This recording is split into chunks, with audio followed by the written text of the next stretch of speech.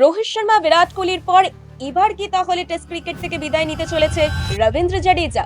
কিছুদিন আগে বঞ্চনার যন্ত্রণা নিয়ে লাল বলের ক্রিকেট থেকে সরে দাঁড়িয়েছিলেন আজিঙ্কিয়া রাহানে। আর এইবার সর্বভারতীয় সংবাদ মাধ্যমের দাবি অনুযায়ী শ্রীলঙ্কার দুটি টেস্ট সিরিজের পর রবীন্দ্র জাডেজা হয়তো তার টেস্ট ক্যারিয়ার নিয়ে একটা বড় সিদ্ধান্ত নিতে পারে। ৩৭ বছরের রবীন্দ্র জাডেজা তিনি ২০০৯ সালে ভারতীয় ক্রিকেটে ডেবিউ করেন, আর তারপর থেকেই কিন্তু তিনি হয়ে উঠেছেন ভারতের অন্যতম নির্ভরযোগ্য অলরাউন্ডার। চ্যাম্পিয়ন্স ট্রফি থেকে টি-20 বিশ্বকাপ আর ভারতের একাধিক সাফল্যের সাক্ষী থেকেছে এই বাঁহাতি তারকা। লাল বলের ক্রিকেটে তিনি দীর্ঘদিন ধরে ভারতের সদস্য থাকলেও এখন কিন্তু পরিস্থিতি আস্তে আস্তে বদলাচ্ছে, কারণ গৌতম গম্ভীরের কোচিং এর আন্ডারে ভারতীয় ক্রিকেটে তারুণ্যকে বেশি পরিমাণে গুরুত্ব দেওয়া হচ্ছে।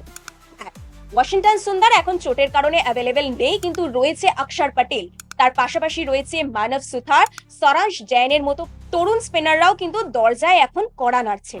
অর্থাৎ রবীন্দ্র জাডেজাকে নিয়ে কিন্তু এখন একটাই প্রশ্ন উঠছে, সেটা হলো শ্রীলঙ্কার বিরুদ্ধে এই সিরিজটির পরে কি টেস্ট টিমে দেখা যাবে জাড্ডুকে?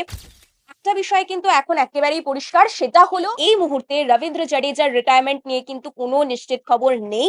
আর শ্রীলঙ্কার যে স্পিন কন্ডিশন রয়েছে সেখানে রবীন্দ্র জাডেজার অভিজ্ঞতাই কিন্তু হতে পারে ভারতের সবচেয়ে বড় অস্ত্র। এরপরে ডিসেম্বর মাস থেকে শুরু হতে চলেছে নিউজিল্যান্ড সফর, আর তারপর অর্থাৎ তার পরের বছর শুরু হবে বর্ডার গাভাস্কার ট্রফি, তাও আবার ভারতের মাটিতে। আর এরই মাঝে যে সময়টা রয়েছে এই সময়ে কিন্তু রবীন্দ্র জাডেজার ক্যারিয়ার নিয়ে কিন্তু জল্পনা বাড়ছে, কারণ তিনি কিন্তু 89টি টেস্ট খেলেছেন আর তার ঝুলিতে রয়েছে এই মুহূর্তে 4095 রান আর উইকেট 348টি।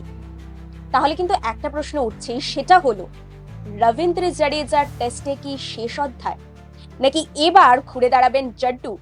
আপনাদের কি মনে হয়?